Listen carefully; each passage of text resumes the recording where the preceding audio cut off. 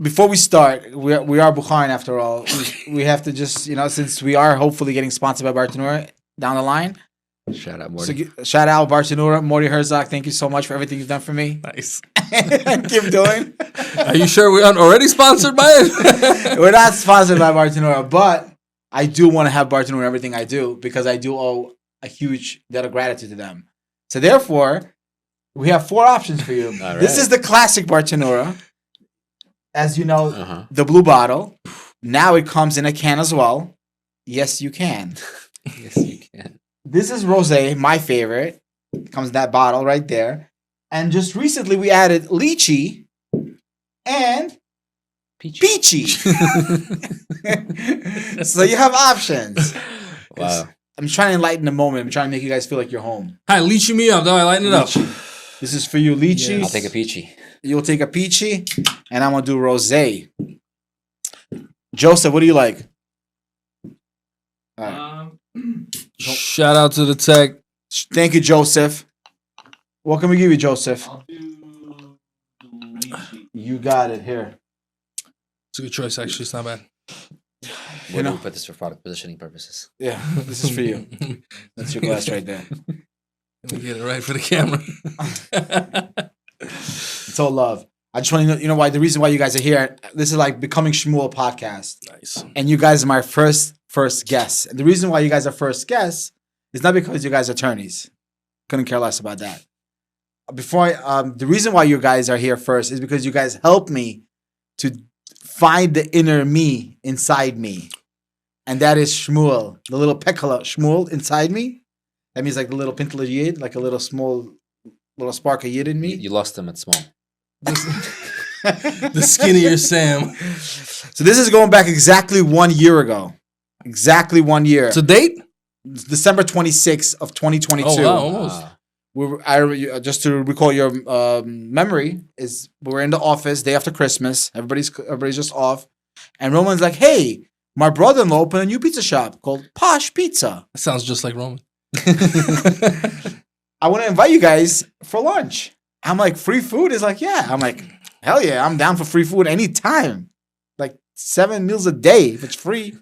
It's a famous saying. If it's free, it's for me. It's free, it's for me. Yeah. That's my line. I actually stole it from somebody, but it is my line.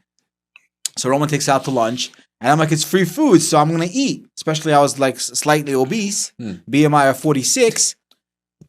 Tell the people what BMI is. I think max is 50. So I was basically, as I was eating, my dear friend Solomon Aminov, I introduced you guys. This is Solomon Aminov, attorney at law, personal and injury specialist, and Roman Aminov. They're not related at all, just same last names. Well, actually, I think your grandfather was running around and impregnating women. Is that what it is? I mean, my grandfather yeah. impregnated some woman, yeah.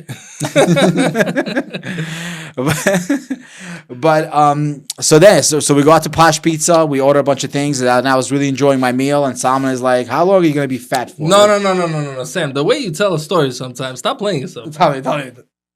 I remember how it went. It was like they gave us the menus, and then Roman. What did you order, Roman? Probably something healthy, fish or something. No, yeah, right. Okay, stop playing. I think Roman ordered one slice, and then I ordered a slice, and we split a slice. Split a slice. Yeah. And then Sam went up to the counter. He was like, "All right." How many He was pies like, you got? "Let me get a pie."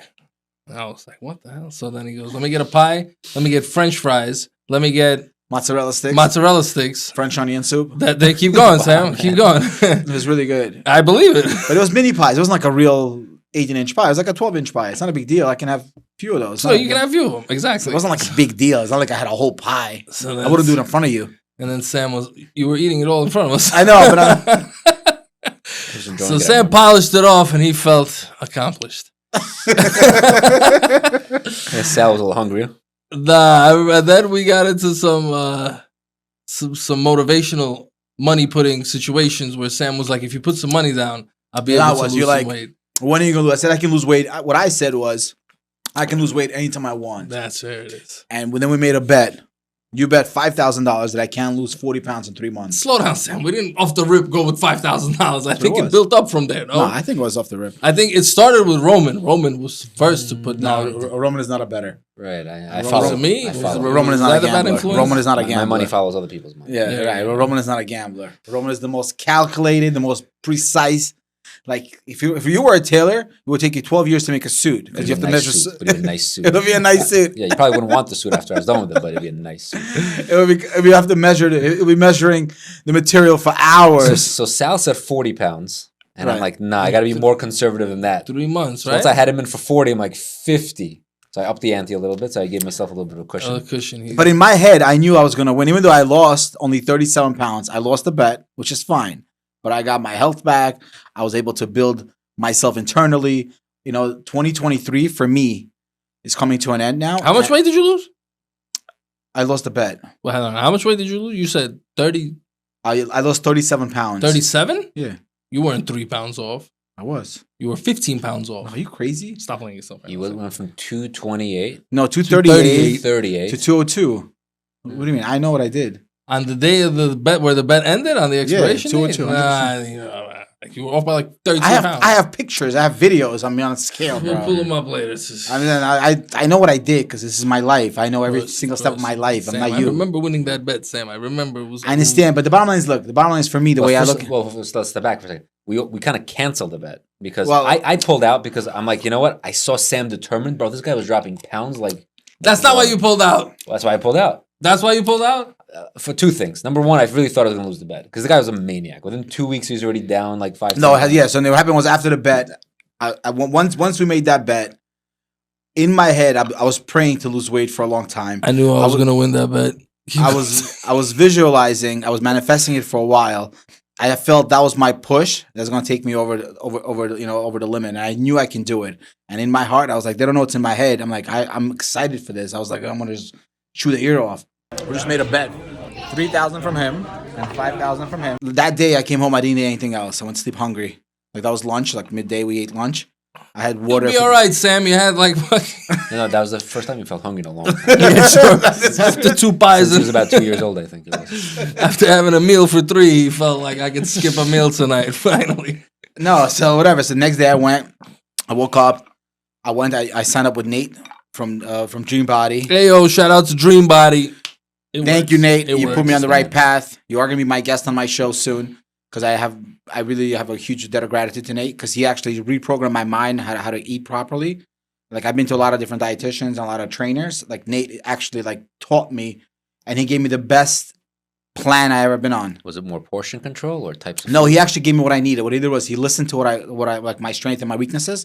I said, listen, I want to go hard, and he's like, okay, fine. Go through a 3-day cleanse first. I went to a 3-day cleanse where I had juices for the first 3 days. That sort of like put me in the right state of mind. And then he put me in 3 weeks of just like vegetables and fruits. And then he put me on a protein diet. It wasn't easy, but like I felt really motivated by the bet. Were you hungry just on juices? You know, day You're getting sugar two, in there. yeah, day 2, I was kind of hungry, but I was like, and I remember going to sleep hungry. I remember I was in pain, but I was like, I'm tired of being fat. I'm tired of like not being in a place that I feel I should be in. I love you, Sam. What? I'm serious. I was like, you know what it is? It's like years of frustration. You're like, am I gonna like stay at this heavy? I remember like the way I used to breathe was horrible. Like I'm like it was just, and mentally like feel sluggish. You took physical pain over the psychological pain. Yeah, and you have to. And what I've learned through my years of different things I've battled is that whenever you're trying to drop any vice, you are gonna go through pain, and that's normal. You have to go. What kind of things did you battle, Sam? I was like, I'm not just gonna name say- a few, just a few. I'm not gonna name it sprinkle here. it, you know? I'm not gonna name it here because my Okay. mom is watching. Oh shit! My mom is watching. At least we got one view. But whatever it is, but what I've learned in life, battling with everything I've battled, is that when you let go of this island and trying to find new, like when you're trying to find new areas of yourself, you are gonna go through pain, and you have to be ready for that pain. So- That's the pain of growth. How much weight did you gain back since you stopped working out? I'll play with you. Sam's been consistent No, with he's it. good. He's Every good. I day mean, I walks go to the in. gym Doing it. 6 times a week. Wow. Props. I walk to the gym 45 minutes every single day. I only missed one day of walking when it was really cold, and I should have walked. And I really feel that 2023 was a warm up for me. Even though I still have 30 pounds to go, I'm not obese anymore. I'm just like chunky. But I have gained a lot of muscle. I'm up to 70 pounds on each arm bench press. Wow. It's a lot. I That's started at 30. amazing, Sam. I started at That's 30. amazing, Sam. I'm doing 70 today. Today like I had a bar mitzvah in the morning, so I couldn't go work out early. So then I went to work. I did quickly my things. I went to gym today at 2:00. My trainer's like, "Oh, we gotta go." I did leg day. Pumped my legs at 2 p.m. And then I was like, my legs are exhausted. I did tri work and I did my triceps, like different exercises for triceps. And what I also do is I do like what's that called? The multiple sets. Drop sets, but I do triple drop sets. So like when I do like the triceps today, I did 40 pounds pulling down, and then we do like 6 to 8 of those, and then we put 20 pounds, and I do about 25 of those, and then I do 10 push-ups. Sam, I love it, Sam. That's a monster workout, bro. That's Yeah. amazing. You know how you know what it is? You laugh, but the thing is, 2024 is when I'm gonna get my abs. I believe it. Sam, wait a second. Careful. That's the next level. Careful now, Sam.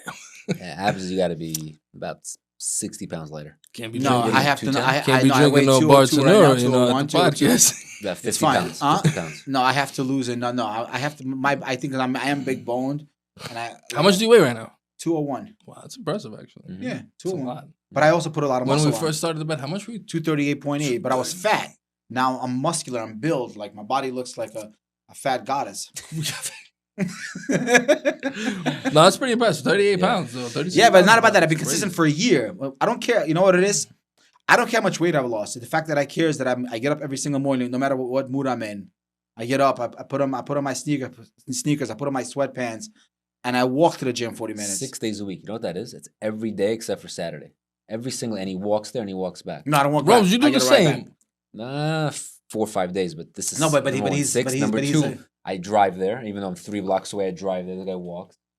And number 3, I've been. and I have a trainer. I have a trainer. So he spends his time. He spends his money, and it's not easy. But at this point, I really enjoy it though. I love when I work out a certain body part and next day it's in pain.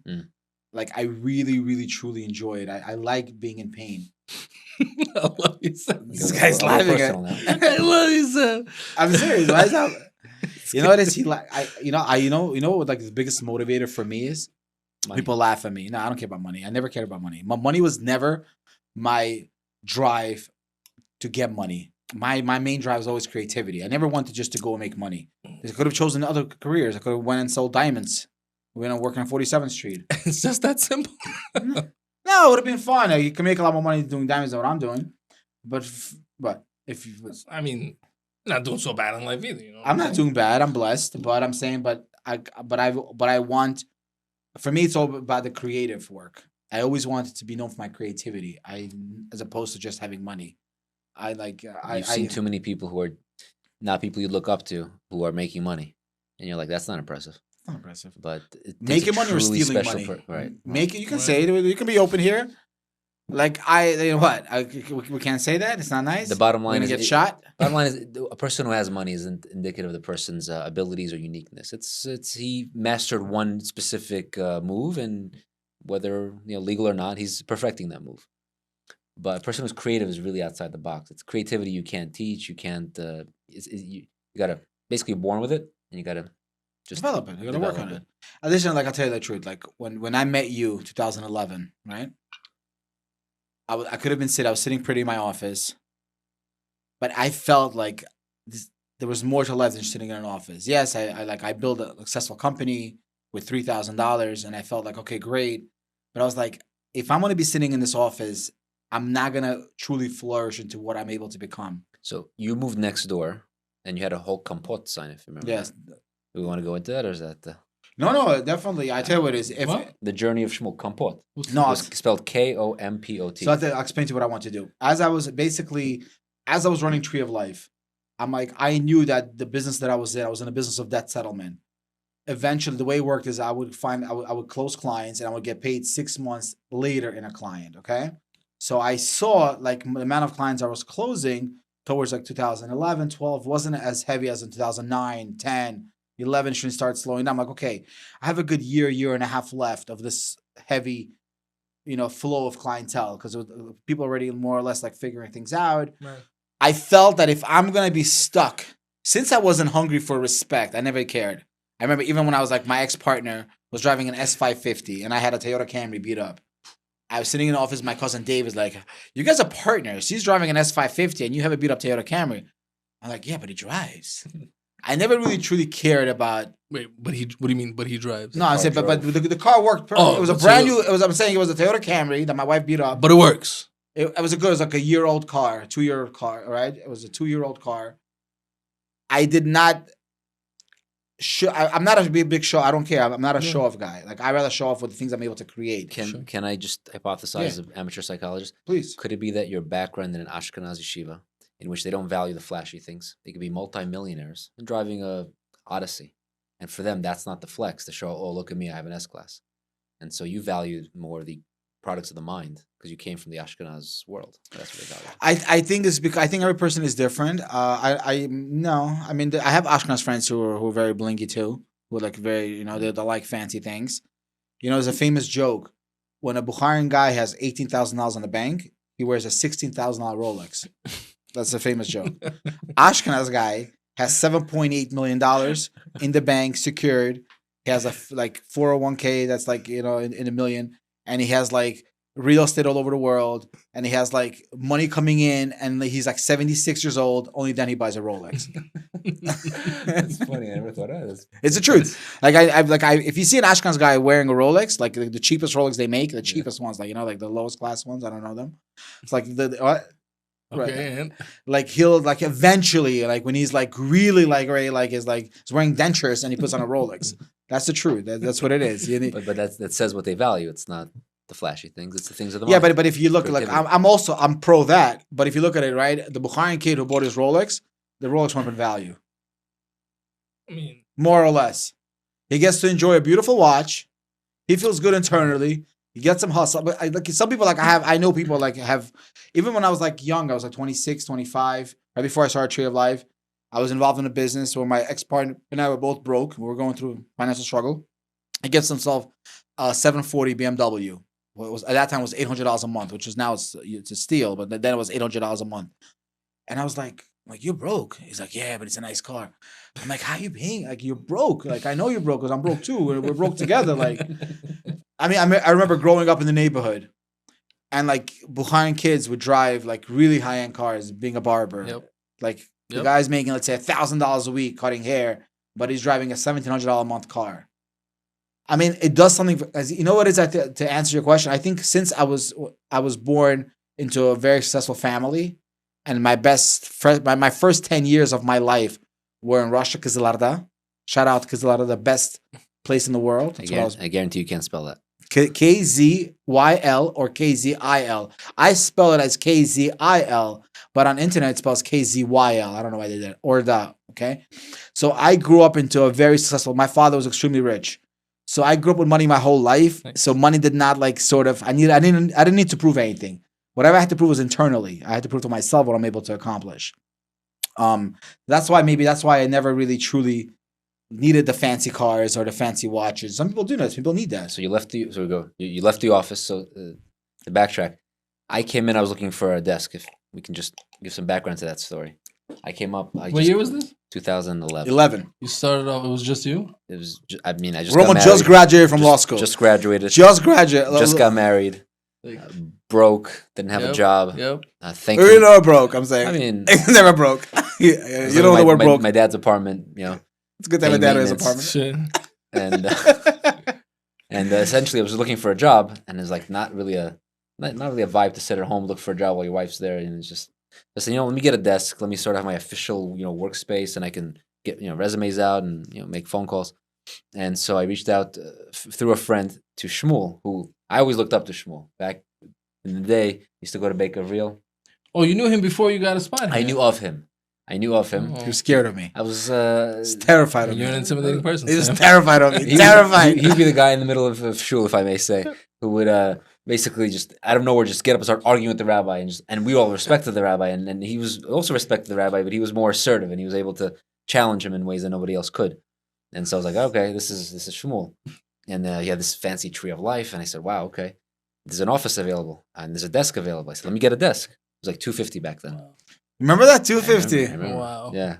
And now you can't get parking in the back in the office for $250.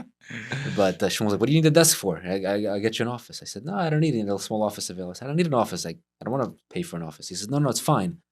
And he says, "You need an office. You're a lawyer. You need to have something professional." I said, "I'm not really trying to build anything right now. No, just get a desk." And essentially, Sam pushed me to, at the end of the day, start my own firm when I wasn't looking to start my own firm. Hell yeah. And thank you. Yeah, and he had a vision. He said, "No, you got to be here, and you got to sit. This is your desk, and I got to be somewhere else because I got to grow." And he was not one to sit still, and he was not one to look out only for himself. Wow, Thank good you. for you. Throughout, see? Good for you, Sam. See, this is real. You gotta put on my resume. Yeah, put it in your tombstone. Helped Roman. Thanks, Shmuel. No, but Roman worked really hard. I'm very proud of you. And what did you start doing when you first went off? So I started doing everything. I took Did you some work PI anywhere cases. before? Not really, no. Really? I had interned. I had done some quasi-legal work, but I had no experience. I took a bunch of CLEs. I read every treatise I could find. I spoke to people. I paid a mentor to review all my work. I basically clawed my way to do trust in estates. But I Wow. took on everything. I did leases. I did PI cases. And then Roman one time comes in, he makes big posters, traffic tickets. Oh, snap. I'm like, Roman, I'm sorry. I know you're young and an attorney. Please don't do that. He's like, why not? I'm saying, because you know why you shouldn't do traffic tickets? Because you'll win 50%. Like sometimes you'll win half the cases, but your reputation will get tarnished. You know why? Because if I hire you for a traffic ticket, right, and then you lose my case, I'm going to think you're not a competent attorney. And I'm going to tell everybody Roman is not competent. But if you're able to do something that you can become really good at, and that's, and I was like, Right, please. right, And I right. walked into his office, and I was like, and Roman was like scared of me. I was like, listen, I'm sorry, but please don't do traffic tickets. He's like, why not? I can find clients. I'm like, no, because you're not going to win all the cases. In traffic, you don't win all the cases. Shout out to all the traffic ticket attorneys out there. It's the truth. No, he was It's right. the truth. He had a bigger vision. He thinks a couple of steps ahead. Yeah, my mom told me that. I always think 3 steps ahead. Besides, when I had my 4 foreclosures, my mom was like, you always think 3 steps ahead. How'd you lose? I stopped thinking for a while. But listen, not many people get to the level, but they have 3 foreclosures. 4 at the age of foreclosures. 24. 23 years old. I lost 4 houses. Honestly, it wasn't 100% your fault, Sam, because I knew all the story and you were put in a bad situation. No, the truth is, I'll tell you that. So, see, that's what it is. Every single thing in my life, whether I win or lose, is my fault. Fair. It's on me. And the reason why I'm able to say that, because even though my kids know already, let's say my kids can be fighting at home, I'm like, it's my fault. Because the reason why, because maybe if I would have spoken to them a little more, maybe when they were younger, I would have sort of taught them to sort of share better. Let's say if my daughter has my daughter says, let's say, has a dress or like a skirt that other one wants to borrow, they don't let. Like, no, it's my dress. No, it's my skirt. Don't touch. I think it's my fault as a father, because maybe when they were younger, if I would have taught them how to share better, or anything. I look at any single thing in my life as my fault. You have an internal locus of control as opposed to the external locus of control. The internal locus of control, for better or worse, says it's my fault, but that means you take responsibility. I take responsibility so for the everything. people around you actually benefit because you're the one trying to make sure things work. I'm fully responsible for everything. Everything. I don't think there's nothing I'm not responsible You for. hear that, Nagina? She It's all knows. his fault. It's all his fault. No, He's why would accepted not? blame. No, it's the truth though, if you think about it. And I think any leader in anything, if he does not know how to take full control and full blame on himself, I don't think he's a true leader. Like if you look at any job managers, right? They're always blaming. You can never blame anybody. Anything that goes wrong with anything is your fault. If you own a pizza store and the chef burns a pie, it's your fault. It's your fault. Maybe you're not present as much. If your ratings are dropping, it's your fault. It's 100% your fault. I can agree with that, yeah. So go back to tell us what happened here. Kompot. What happened The to journey. Kompot? So basically, I was looking for about a year and a half before, because I knew that once I saw that less leads are coming in, and I'm still pumping money into marketing, I was like, okay, this is gonna slow down. But I like the money that I was earning. I like the fact that I was like sitting in a pretty office. I didn't want to go back to being broke. Like a couple of years earlier, I was poor. Like I really don't want to go back to being poor.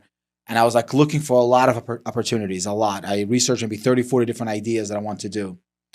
And at that point, I really thought that starting Kompot drink. You know Kompot? Mm-hmm. Kompot is a Russian drink, and we're gonna put this on the screen right now. Is where you take fruits and you boil them, and you get a specific different taste in every single time. You never get the same taste in Kompot ever. So I was like, I'm gonna start a Kompot business. Oh, okay. No, you can't. You can What never. you mean? I'll tell you how. because the fruits that I use today, let's say I put in 3 apples, 2 pears, some cherries, and some grapes, right? And some sugar or honey. That flavor will never be duplicated again. You'll never have Kompot the same to Kompot ever again. It can be similar because the fruits, if apples gives it, it's all natural. When you buy Snapple or any drink, it's all fake. That's facts. Okay, so and the reason why it's always stays the same is because they're able to put the same amount of chemicals into it. How got you make the Kompot company? No, so I'm happy I didn't do Kompot then. I'm very happy. It would have been a loss. Like if I were to do Kompot now that I'm, Which is good too. you like it? What do you think about Very peach? nice. It's good. Yeah, you like it? Yeah. Comes in a can, delicious. You can take it on the go. You can drink it not while you're driving. Please don't drink while you drive. That's gonna be cut out. No, that's actually good advice, Sam. You should leave that in. It's not bad actually. They say a whole can over here is equal to like a third of a glass of wine. Not a third. Right here. 1.3. 1.7 glasses of wine. Oh. Sir, this is 250 milligrams. 27 grams of sugar, Sam. Oh boy. Ooh. So I didn't introduce you guys. This is Roman Aminov, attorney at law, specializes in wills, trust and estate, probate law, Wow. and real estate. Look at this guy. Of course I know. I mean, See the sign in the back. see the sign in the back. Solid. And this is Solomon Aminov, specializing in personal injury law That's what we do over here. and arbitration. Heyo, if your doctors need some help arbitrating, we got your back. Kompot. What happened to Kompot? Where did this come from? I didn't know this. Yeah, so I was doing Kompot, and I was going to actually own the website called kompotdrink.com. I should have never sold it because now that I'm like a little smarter, and now that I've sort of could have brought it to Morty Herzog, the owner of Bartenuro, who runs a company called Keiko. Keiko is the largest kosher distributor in America and probably in the world, besides Israel, maybe. I'm not sure. But so Keiko, if I would basically, and each flavor would have been unique to that, let's say like 100 cases, because you cook in a big barrel and you get specific fruits and you just put it out and it'll be cute and you can make cute marketing. I would do it now. I would do Kompot now because now that I'm like smarter and wiser, 15 years ago I would not have done it. I would have failed at So it. how'd you start it? I was looking. I've really thought because my mom used to make Kompot. Okay. And I was like, I love it. It's so healthy and so clean, and I can control what goes into it as opposed to going and buying fake juices and fake stuff. I figured if I have a drink that I'm able to control, and everything will be just pure and healthy and organic, I really thought Kompot will be my next business I'll be in. Okay. I gave Roman my desk where I was sitting, my office space. I moved into the room next door where you sit. Actually, Okay. that was my office space. I was working out of there trying to build a company. At first, I was gonna go. My plan was to fly back to where I came from, Kazakhstan. Find basically people who make Kompot already. Either import it, just put my own white label on it. That was my plan, or actually cook it here. But I was thinking I was just import it. That was my plan. But at that time, I would not have handled it because there's distribution. Whenever you bring any drink into the country or any food, you have to do marketing, accounting, distribution. There's so many parts that go into making a company successful. So even if you're selling, let's say, 100,000 cases, your net revenue is X, but you have to spend so much money on so many other miscellaneous expenses, you'll never make it. You're not going to make it. It's just not. Especially if you're making a high quality product and you have to use real fruits and real ingredients as opposed to just chemicals in a coloring. And that's like all the stuff you drink today is all like, I know you don't drink because you're more healthier, but Solomon drinks everything. That's not true. What the hell? All right, it's fine, Sam. Your No. body tells otherwise. Oh, thank you, Sam. Thank you. Nice. Sounds awesome. Bullies, kids, if you're watching this, Don't bully other kids. don't bully attorneys because attorneys can bully you back. We bullied Sam and he lost 30 pounds. 40 pounds. 40 pounds. Okay. So Gain Sometimes it muscle, works. gain muscle. Okay, I'm a beast now. And Prove it. you look a little the same, Sam. No, I'm just playing with you now. no, I'm just a little bloated right now because I just had dinner. But the truth is on this. 2024 is right around the corner. Hold on a second. What Go ahead. happened to Kompot? Did you start a company or not? No, I started a company. So you put up a sign that said Kompot. I was working on a That sign was company. there for months. I was waiting for this company for months. Every Was day there I saw the samples sign. or something? And there's different variations of the font over there. I was working on a Kompot company. It was just straight up an idea. I spent 6 months on it. How much money did you bring in making How much money did I spend? How much money? No, but then basically, and then as time went on, Roman introduced me to a friend of his who wanted to get into, who was looking for a partner, doing cell phone charging stations in different clubs and bars in New York City. I invested my money and my energy into that. And that's Nice. how I started my marketing company in 2012. Nice. And then that took basically a lot of pain and suffering. The first 4 years of that company drained all my funds, drained all my energy. I lost everything I had to pursue a dream. And the stupid thing about me is that I'm like an ox. Like my brain is just like a donkey. Like once I accept myself on something, I can't let go of it because I just feel like I have to prove it internally. And even though we had a team of 9 people in the beginning, and one by one, I made a lot of mistakes. You had a team of 9? What do you mean a Total. team of 9? Basically, it was me, Eddie, Danny. With 9 partners? No, it was 3 partners. Oh, okay. It was 3 It was partners. 9 partners. No, I'm saying a team of 9 people. It was not. It was basically. Then we had a graphic designer in house. We had 2 sales guys. We had a guy who used to install my stuff. It was a team of 9 people, and basically I was just Tree of Life was self-funding it. I was pouring all my profits that I was making in the financial company into this marketing company. And it was just it was really painful 4 years of my life. I used to work 70, 80, 90 hours a week, carrying heavy boxes that would weigh 50, 60 pounds, installing them myself in walls all over New York City. You know, you have to find a location, install it, maintain it. It was a lot of pain that I went through. And in 2016, I had to make a decision. I was so beaten. We were working with Bartenura Moscato. I was doing events for them. At that time, I built a trailer for them. Had at that time 12 charging stations for Bartenura, and I was doing about 25, 30 events a year. And so Eddie, my ex-partner, is like, yo, let's get back. I need you back in finance. You know, business is taking a huge hit. You're not involved. I was all focused on building my marketing company.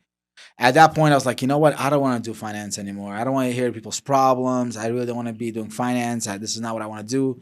I gave it 10 years of my life. I reached a certain level of success. I was able to start a company with $3,000. And I was like, okay, the company was doing really well at one point. And I was like, I can't do this. Eddie's like, no, I don't want to do this. Eddie's like, I don't want to do any more finance. I don't want to do the marketing company. At that point, I'm like, take Tree of Life, which was my baby that I started, which was doing a lot better than Moxie Station, the marketing company. Yeah. He's like, no, don't leave. I didn't know to tell my parents. I had 4 kids. I had bills, expenses, tuition.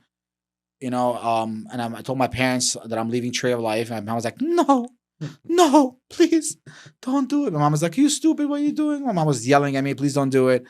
I was like, I can't be in a place and I can't work and I can't, where I'm just not happy internally. I didn't want to be there anymore. So that's 2016. I left. I split up with Eddie, my ex-partner. I gave him Tree of Life. I took Moxie Station. At that time, Moxie Station only had one client, which was Bartenura. We were doing $70,000 a year with Bartenura at that time.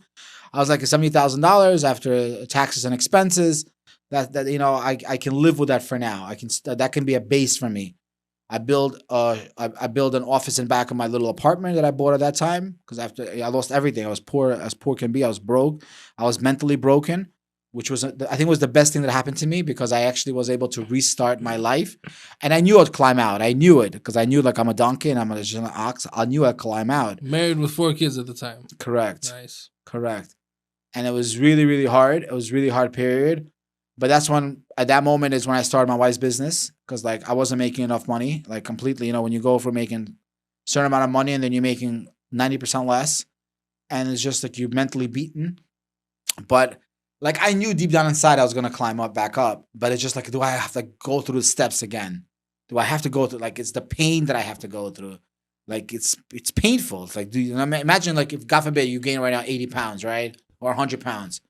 And then you can go back into getting your abs. You know that, but it's just you have to go through so much pain and suffering. It's work. You don't want to do that. If somebody told you you're doing wills and trusts for the last 15 years, right, 12 years. Okay, you can't do wills and trusts anymore. You got to start a new law, or you got to become a doctor. You know you're a smart enough guy that you're able to climb up. But it's just I have to go through all that learning again, all that learning curve. It's a big hit to the ego also. Yeah, you have this level of success, and now you're starting kind of from the bottom. Yeah, but I'm actually very happy because you know what it is? When I came back as a new human being, I'm a lot nicer to people now. Even Joseph says I'm a really nice guy. I don't know if he's making up, he's scared of me. But I think I'm a much better person now. I think I'm more, what's the word, encompassing? Is that a real Inclusive? word? Inclusive. I'm more inclusive. I'm less abusive to people mentally. Like Less abusive. Less abusive. I used to look at, no, in my head, because since I was like so spoiled as a kid, when I used to look at people, I used to think like, why is everyone so stupid? Is that bad? I used to think like that as a kid. Like, it's horrible, right? I It's mean, not horrible. I mean, it's bad though. I mean, like, looking back now, It's not great. it's not great. But whatever, I am in a better place now because I'm a nicer person, and I am very happy that Hashem put me through pain. As the Gemara says, all that Hashem loves, He crushes them with Yisurim. If Hashem loves you, like high level love, He's gonna crush you with suffering. Can you believe that? Imagine you're like loved by God, and He chose you His love by crushing you with pain and suffering. That's what it is. If you look at all our forefathers, they all suffered tremendously. Any big heroes in the Jewish history all suffered tremendously. Every single one of them. Especially Shmuel. You nailed it. You nailed it. You better believe it. But enough about me. This is not about me today. Well, this is about you guys. This is about becoming Shmuel. So It is becoming part of the Shmuel. journey. This is my journey, and the world will learn the pain that I went through, and why I want to share my pain is because I'm actually happy that I went through my pain, is why I'm happy to be the human being I am today, and I'm still working on it. And even though I only lost, almost 40 pounds, I still don't have my abs. And if you look at my poster over there, it says, by December, show the world your abs. It's December. I ain't got no abs. I got 30 pounds on me. But I'm consistently in the gym, consistently putting in my cardio work. I started my diet 2 days ago again, even though I was dieting. But I actually, I just had this. This was my first sugar I had in 2 days. I don't know. This is my first. Yeah, that sucks. No, it does not suck. You know why? Because I'm still focused on what I'm trying to do. I'm not back in the day when I would I would be dieting, let's say for 2.5 weeks, and then I would eat a cookie. And I'm like, oh my God, you ate a cookie? Can't believe you ate a cookie. You're fat. You're never going to lose weight. Look at you. You can't even go lose weight. I'm like, really? Yeah, look at you. Go eat another one. But I don't want to eat. I'm trying to lose weight. Have another cookie. Have another cookie. Okay, I'll have it just one an more. episode. He's going back. He's going back. That's what it is. So you had your own internal voice pushing you like that? I'm the worst self-sabotager. Back, I was self-sabotage. Let's say if I would be clean for whatever I was doing. Let's say I have a good long streak, I would have the slightest thing that was off, like the smallest thing. I would stop everything and go negative. That's why a lot of times I regained all the weight I've lost. Because like now this has been a year I've been on my journey, and I've been just like, even though I've been stuck at 40-pound weight loss and I have not lost weight in months. Even though I'm working out every single day, I think I'm pumping a lot of iron. Maybe that's why I'm not losing weight or whatever it may be. But back in the day, I would be like, oh, you're putting in so much time and losing weight. It's not going to happen anyway. Go eat. Go enjoy. Look at you. You're never going to lose weight anyway. And I would just self-sabotage my own brain. Thank God I've healed from that. I don't tell myself that. I'm like, this is my journey. This is the process. As long as I'm moving forward, something will click. Was there something that changed you from sabotaging to realizing that it's just a normal slip-up? Something that changed in my head? I think it's just with time and experience. And I just realized the times when I am like fatter, I hate that feeling. I hate when you overeat at night and you can't sleep and you're like, you feel disgusted and wake up in the morning all lethargic and you're all tired and you're sluggish. I hate that feeling. How did that voice, because I'm sure you messed up now, how does that voice no longer pop up? Oh, so then I've learned, this is a very good question. I've learned that, and this took me years to master. I'm still mastering it. That every single moment in my life is its own entity. The previous moment from 10 minutes ago or 2 minutes ago or 1 minute ago is no longer here. From this moment on, and I've learned how to restart sometimes once a day, sometimes 20 times a day. And this is teachings of Rav Nachman. It says, Bria Chadasha, Hatchala Chadasha, you're able to start a new start. Let's say, for instance, like boom, boom, boom. I clarify my mind. I put on a smile. There are times when I'm very, very stressed out of my head. What I do is like the last few days I was very stressed. I mean, can be driving. I just put on a smile. It's a secret that I use. I use a secret every single day whenever I need help. I just smile. And when you smile, notice when you smile, your mood just goes up. Your energy just goes up. That's why Sam walks around the office smiling the whole time. I love it. Yeah, because everyone moves up. Look at that smile. Zoom in on that smile, Joseph. Zoom in on that smile, Joseph. But Solomon, let me ask you a question though, because enough about me. This is not about. It's not about you, Sam. It's about Awesome. becoming Shmuel, and I feel like that applies to everybody. Everybody should be becoming Shmuel, their best self, right? Best self. Right. And it's a process. It's not easy. It's a process. I'm not, listen, there were times, trust me, like I fall. Yeah. You know, like this Shabbat, I ate not proper. But back in the day, it would have been like Saturday. What I do Saturday night? I went to the gym. I didn't let me overeating on Shabbat, eating things I wasn't supposed to eat, and that feeling of bloatness. I was like, okay, it's a new week. That was 4 hours ago. As soon as Shabbos is over, I went to the gym. I walked to the gym. It took me kind of longer this time, about 47 minutes. I walked to the gym. Huh? It's a 50-minute walk to the gym. Usually it takes me about 42 minutes. If it takes 47 minutes, that means I walked kind of slow. I love it though. It clears your mind. I talk to Hashem. I talk to God. I thank God. I ask God for help to give me strength that I need to keep moving forward. Yeah. Serious. No, I'm serious. I love it. I went. I didn't get my train. I went alone. I was doing just like, helped, like guided pull-ups on my own. I mean, I must have been in the gym for like 15, 20 minutes, not long, but I walked to the gym. I just didn't want to start. I want to start my week right. I feel like Saturday night for me is the beginning of a new week. And I've learned that however you start Saturday night, that's when you get all the energies for the week. So I didn't want to start it feeling sluggish or disgusting with myself. I wanted to feel like I did something. I accomplished something. That's what I'm mentally working on right now. I'm just, taking a day at a time. But I'm okay with it. Like even like right now when I start content creating, right? I did a project for Bartanura. I was going to do arts and crafts videos. Spent time and money. 2 videos flopped. Lost money and time and energy, okay?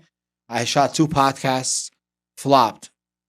Basically, I made a song, flopped. I was like, actually, believe it or not, I was sitting down last week. I was so like mentally, I was like, I'm putting all this 1 year of energy, and it's like a flop after flop after flop.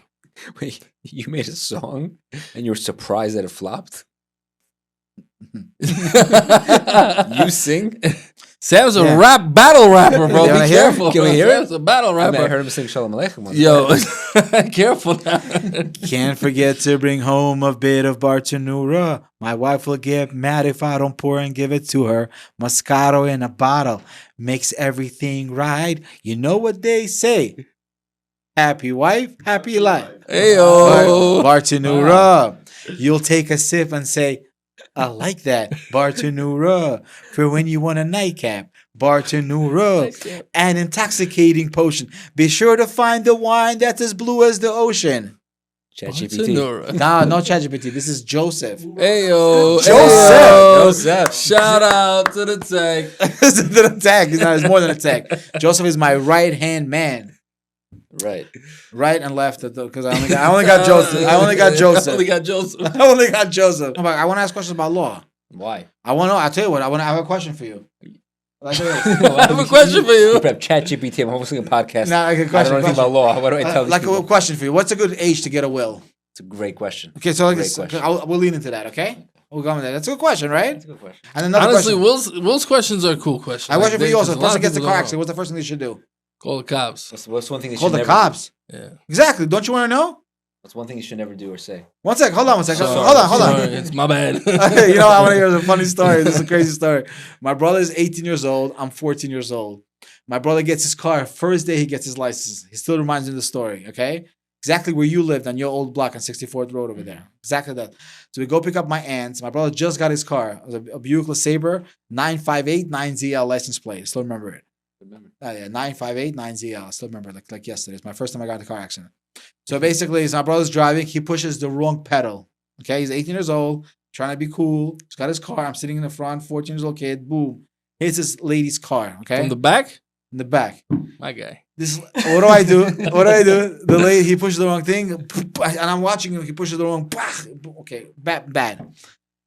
We all bug out. Cops come. So my brother's like so shooken, and he wasn't like he didn't have the mouth in the family. Like I'm the loud one in the family. I go to the cops. Officer, he lost control of the car. I basically blamed my brother instead of like I mean, there's nothing you could have done anyway. You no. rear-ended her. What do you mean? You can say that she stopped short. Unfortunately, stop short is not a defense. What do you mean? They removed that a while ago. So what do you mean? So if I'm driving and I stop short and a guy hits me in the back, Why were it's you a- driving so close that even if there was an emergency in front of you, you couldn't stop in time? What are you? So you're telling me if somebody hits somebody rear end Yeah.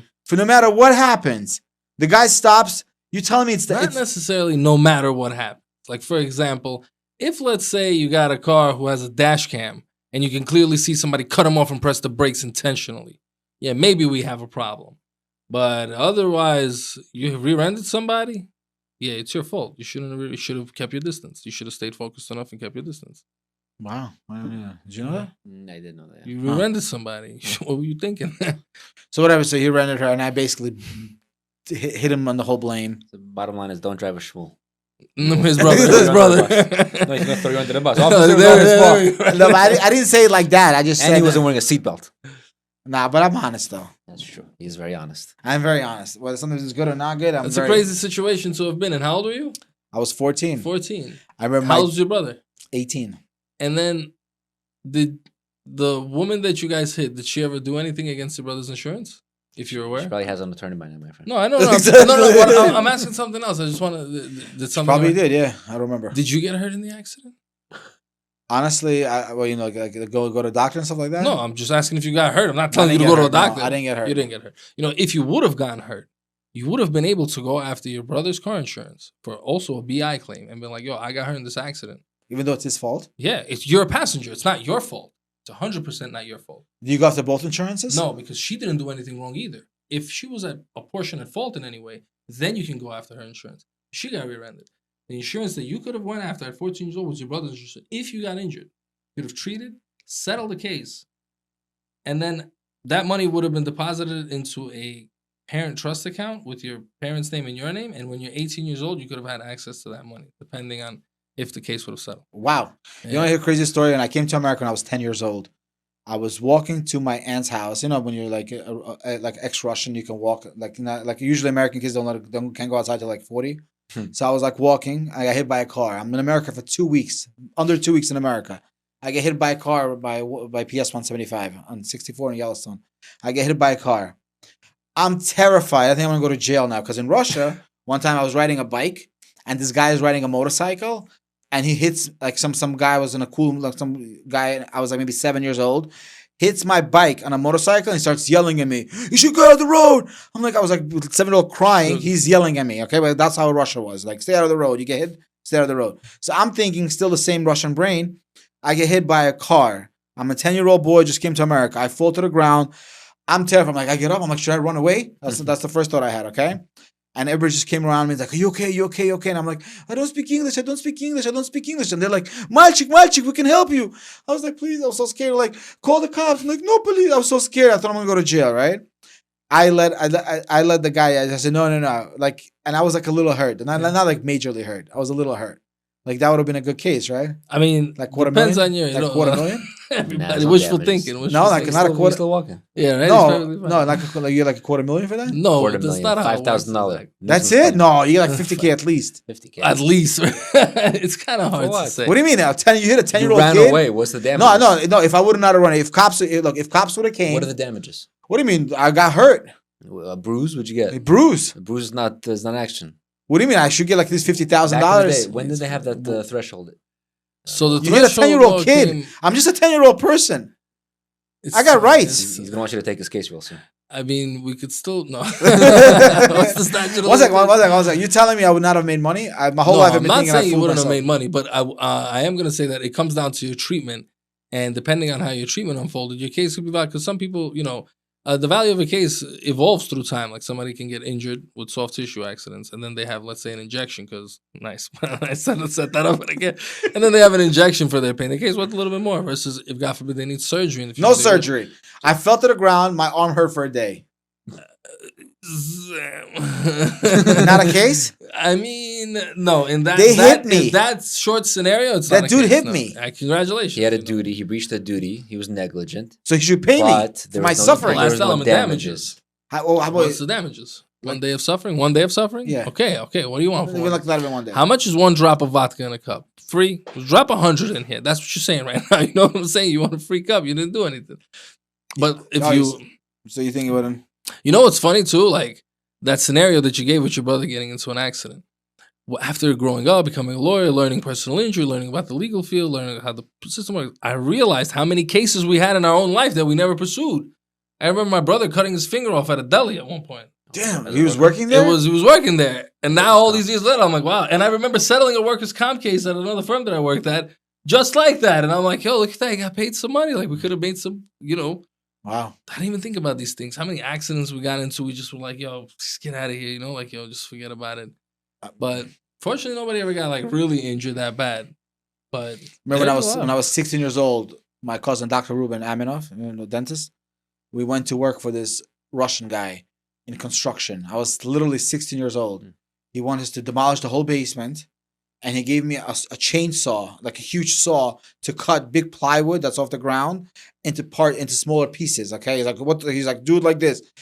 I was terrified. You can cut your hand off. It's like the guy left me there. I was breathing like he didn't give me a mask. I came home. I was breathing in this dust. So like regular New York work. Asbestos. Bro. And he paid us $100 for both of us. We were 16 years old, 25 years ago. And I'm literally like, I'm looking back now, we could have hurt ourselves. Clearly. And I remember this guy paying him $1,000. The owner of the house paid him $1,000. And then and he gave us from the $1,000 he got. He gave me $100 and me and my cousin. So he made $900 profit, which is fine. He found the job. It's his saw. But he hired two teenage boys to demolish the whole basement. You weren't licensed? No, I'm serious. Ever since then, you learn how to build houses. Yes, but I could have cut my foot off. Yeah, it's true. But you didn't. Again, no damages. You didn't get hurt. As I learned from a PI attorney once, don't ever let a good injury go to waste. Yes, sir. Don't ever If get you're in it. the gym and you hurt your back, right away you get into your car, right? What do you do? No. One second. Illegal. No, God, we don't do that stuff. Never No. that. There's more than enough work to go around. You don't need to do fraud stuff. No, there's no fraud. But let me ask you another question for you, Roman. Like you specialize in wills, trusts, and estates, as we mentioned earlier. Right. What age should a person get a will? I always wonder that. Great question. A great question. Does everybody need a will? Yeah. If I'm 22 years old and I have $10,000 in the bank, do I need a will? Yes and no. Do you have beneficiaries on your bank account? No. Define that word. So some bank accounts like Chase, for example, Chase checking accounts, they don't let you necessarily put a beneficiary on your account, meaning if you pass away, where does the money go? So My parents. Okay. So I'm 22. Correct. But what if you don't have to go to your parents? What if your parents are on Medicaid, and by giving them extra money, they're going to kick them off Medicaid now? Now you want to leave a will. You want to say, no, not to my parents. They're going to be affected by it. Wow. I want to leave it to my siblings. You got to have a will for that. But generally speaking, the right time to have a will is as soon as you have a child. So once you have a child, now you're leaving things to your next of kin. If you leave it to them without a will and they inherit it at the age 2, they're going to have to wait until age 18 before they can touch a single dollar. And before then, anything that has to be used for their benefit has to be approved by the court. So hold on a second. So let's say two 30-year-olds. Wait, hold on. Versus if there is a will in place. If there is a will, then what happens is the will goes through a court process. And then the will is going to say that I pick, let's say, my wife, my brother, my sister, my neighbor, to become the guardian for my children and to become the trustee over their assets so that they can manage the assets without court supervision. They can buy the child whatever they need as the child grows up. And when the child turns 25 years old, 23, whatever you pick, they get the money delivered to them. But it doesn't require the court to approve every single transaction. I have a case where a lady's husband died, left money in a life insurance policy, went to the kids, but because they were underage, the mom had to go and get court permission to pay for their tuition, to pay for yeshiva. And the court said, no, why should we take their money to pay for yeshiva? That's your responsibility. So she didn't basically have any rights to get money to pay for their tuition. Things like that are important. Also, who's going to be the guardian of your children if, God forbid, you and your spouse pass away?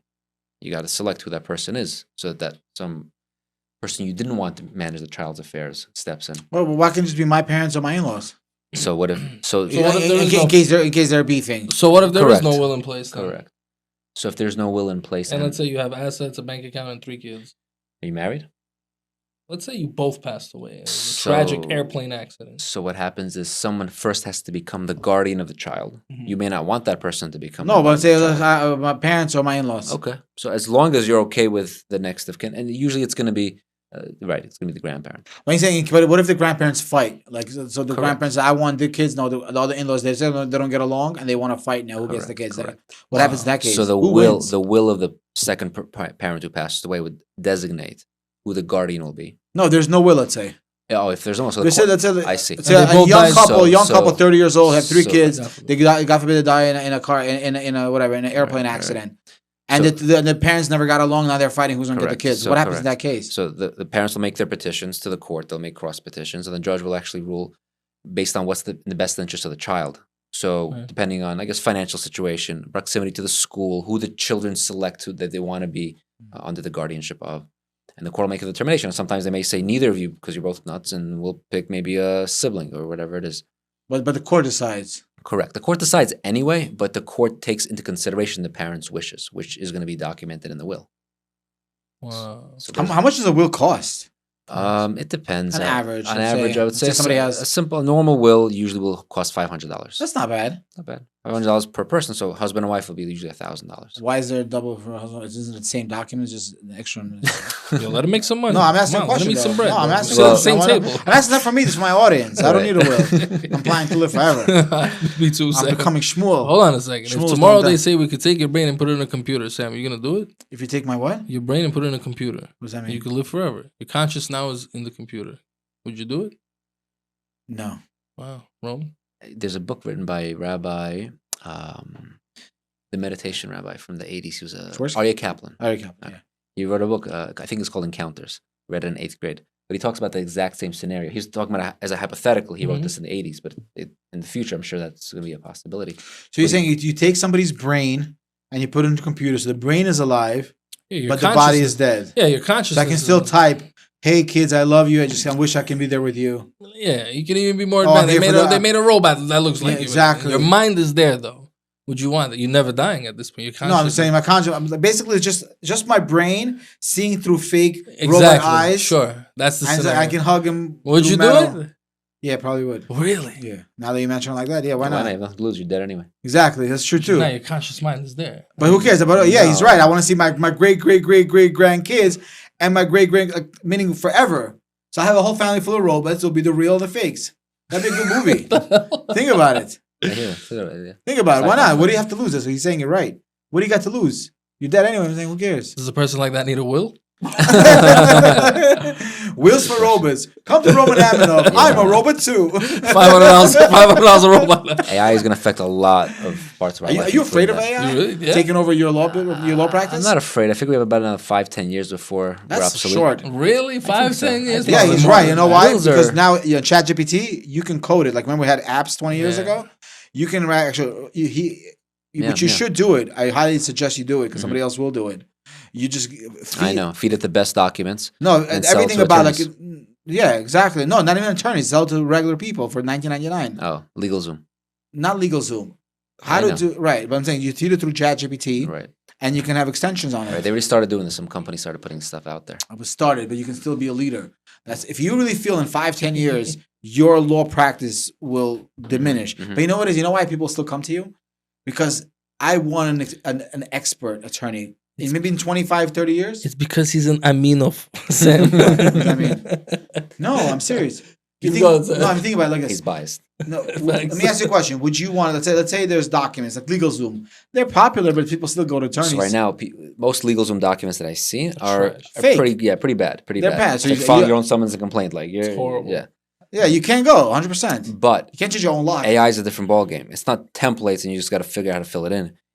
It's taking like the best information out there from attorneys that have been doing this for dozens of years who have really the best documents out there and synthesizing that and seeing what a perfect document looks like or as perfect as one can get. And that system can do it better than pretty much any attorney out there. And then maybe an attorney can just review it Correct. for $80. Correct. So the bar protects us from people, practicing law without a license. So we have that. But eventually, like Uber took over taxis, So then you know what it ChatGPT is? will You take know, over so attorneys. I remember there was a Russian guy who owned like 1,200 medallions back in 2000s. Remember? I Yeah, forgot his yeah. name. And he was the coolest Russian guy. He had 1,200 medallions he owned. And his big mistake was he didn't think of Uber first. And this Gary V said this. Gary Vaynerchuk said this. Mm-hmm.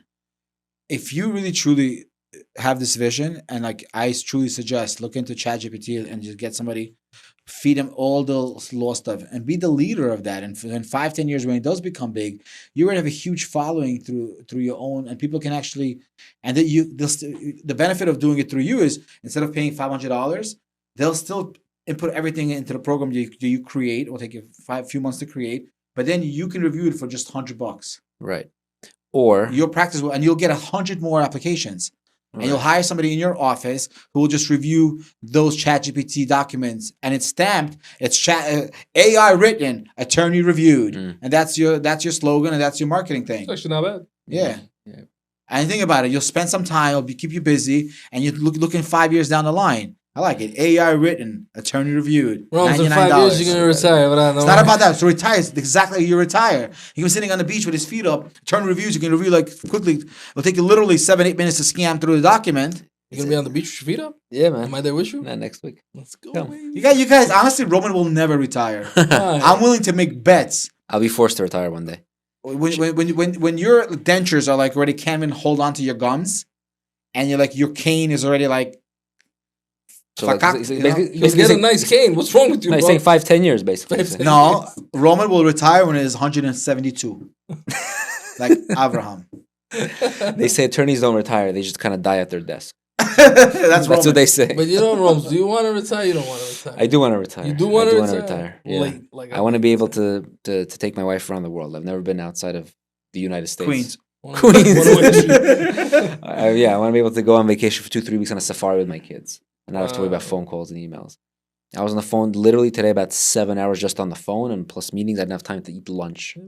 So that's not a life. Good work. What you mean? It's a good work day. What are you talking It's a about? great work day. I Does it feel appreciate good to it. be so I productive? love it. And when I'm quiet, I'm Yeah. depressed. But What time you finish work? today around 7 o'clock, Nice. From 9. 9 to It 7. doesn't move. And I still got to put another about half an hour before I go. You to use like when you pee a catheter, or how do you like? You want to know the secret? Nobody I should know. don't pee. I hold it in, and then when I get a client who's going to be long-winded, I go in, I do what I got to do. I put them on mute, and I dip before they hear anything. So it's usually you, Sam, while you're talking on the phone with Roman. He's really in the bathroom on mute.